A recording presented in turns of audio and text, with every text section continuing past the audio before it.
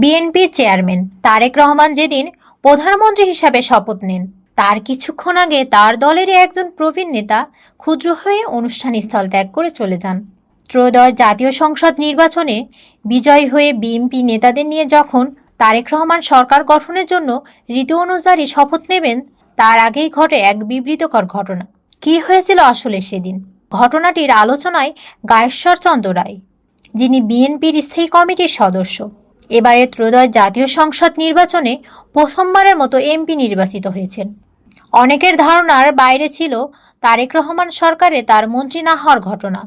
মন্ত্রী হিসাবে শপথ নেওয়ার ডাক পাননি। এ অবস্থায় মন মেজাজ স্বাভাবিকভাবেই ভালো থাকার কথা নয়। তবুও জাতীয় সংসদের দক্ষিণ প্লাজায় খোলা আকাশের নিচে আয়োজিত মন্ত্রী পরিষদের শপথ অনুষ্ঠানে অতিথি হিসাবে আমন্ত্রিত হয়ে যোগ দিয়েছিলেন তিনি। বসেছিলেন মির্জা আব্বাস উদ্দিন আহমদের পাশের সোফাতেই। হঠাৎ করে মিস্টার রায়ের মেজাজ বিগড়ে যায়। তিনি সোফা থেকে উঠে হনহন করে অনুষ্ঠান স্থল থেকে চলে যেতে উদ্যত হন। অনুষ্ঠানে উপস্থিতি এ ঘটনার অনেকেই বিস্মিত হন। দু একজন তরুণ তাকে অনুষ্ঠান স্থল থেকে এভাবে চলে আসা দেখে নির্বৃত্ত করতে চেষ্টা চালান। চাচা চাচা বলে ডাকতে শোনা গেছে।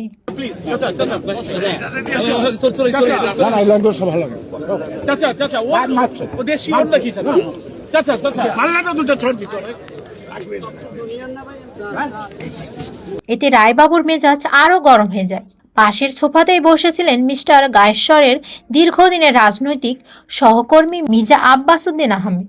তিনিও তারেক রহমানের মন্ত্রিসভার এবারও ঠাঁই পাননি। অনুষ্ঠান স্থলে তাকে বেশ গম্ভীরভাবেই দেখা গেছে। তিনিও গায়েশ্বর চন্দ্রকে নিজ থেকে শপথ অনুষ্ঠান ছেড়ে যেতে বাধা দেননি। অতঃপর গায়েশ্বর চন্দ্র তারেক রহমানের প্রধানমন্ত্রী হিসাবে শপথের অনুষ্ঠানে শেষ পর্যন্ত থাকেননি। বিবৃত করে ঘটনার সময়ে উপস্থিত এক বিএনপি নেতা জানান, বিশিষ্ট অতিথিদের আসনে এমন কিছু অতিথি বসে থাকেন যা হয়তো প্রত্যাশিত ছিল না। তখন শৃঙ্খলার দায়িত্ব পালনকারী একজন কর্মকর্তা বিশিষ্ট অতিথিদের জন্য সংরক্ষিত আসনগুলো ছেড়ে দিতে অনুরোধ জানান। তাতে কাজ না হয় বলে ওঠেন, প্রয়োজনে SSF দিয়ে তাদের সরিয়ে দেওয়া হবে। মন্তব্যটি কানে আসে মিস্টার রায়ের। এ ধরনের মন্তব্য গায়েশ্বর চন্দ্র বিরক্তি হন এবং তাকে ক্ষুদ্র করে তোলে। আর যাই কথাই, তিনি এখানে আর থাকতে স্বস্তি বোধ করছিলেন না মনে হয়, তাই উঠে পড়েন।